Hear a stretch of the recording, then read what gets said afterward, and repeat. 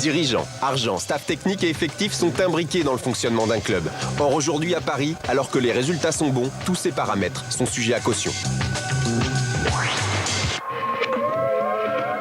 Suite à l'éviction de Charles Villeneuve, Sébastien Bazin avait annoncé qu'il n'occuperait le poste de président qu'à titre provisoire. Il a donc consulté quelques personnes susceptibles de le remplacer, comme le confirme l'un de ses prédécesseurs. Récemment, j'ai mangé avec Sébastien Bazin, le propriétaire du club, qui m'a proposé de m'investir. Donner des conseils, pourquoi pas, mais président, non merci.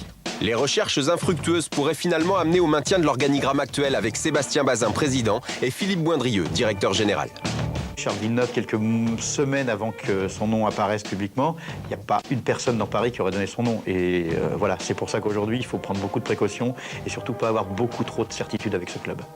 Côté finance, 33% des parts sont toujours à vendre. Le club prévoyait un déficit en fin de saison d'environ 10 millions d'euros et Tom Barak, le grand patron de Colonie Capital, actionnaire majoritaire, a prévenu que sa société n'injecterait plus d'argent. Pour compenser, le PSG s'apprête à signer un contrat de cession de ses droits commerciaux des 10 prochaines années pour 20 millions d'euros et à gager ses droits télé des 2 saisons à venir, soit une avance de 30 millions. Autre manne financière espérée, celle de la Ligue des Champions.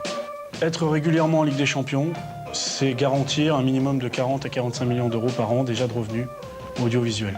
Va-t-il servir à recruter ou va-t-il servir à combler les trous? Ça, c'est toute la question. Le contrat de Paul Le Guen arrive à échéance en fin de saison. Prolonger ou partir, il n'a jamais exprimé son souhait. Il faut juste se rappeler de ce qui s'est passé à Lyon il y a quelques saisons. Quelques heures même avant l'annonce de son départ, Jean-Michel Aulas était persuadé qu'il resterait.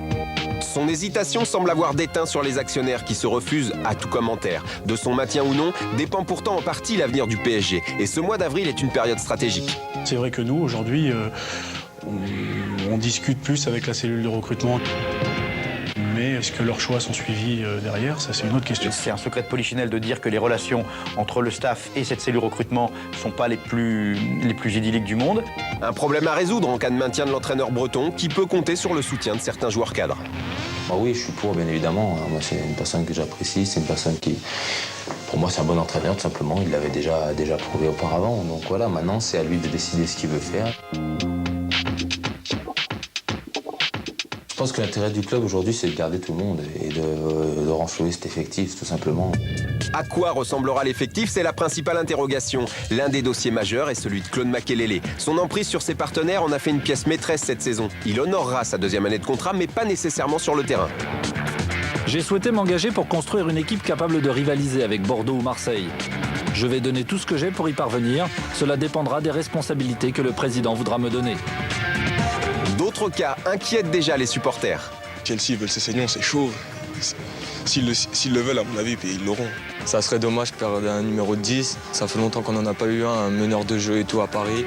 Guillaume Moirot sera aussi l'objet de nombreuses sollicitations. Au vu de ses finances fragiles, le PSG pourra-t-il les retenir? Là encore, une qualification en Ligue des Champions faciliterait bien des négociations. Voilà pourquoi la plupart des joueurs se concentrent avant tout sur la fin de saison. On a tellement de belles choses à jouer sportivement qu'on ne va pas se prendre la tête avec tout ce qui se passe en dehors. Et puis aujourd'hui, il y a un président, il y a un actionnaire, il y a un entraîneur qui est en place. Tout va bien.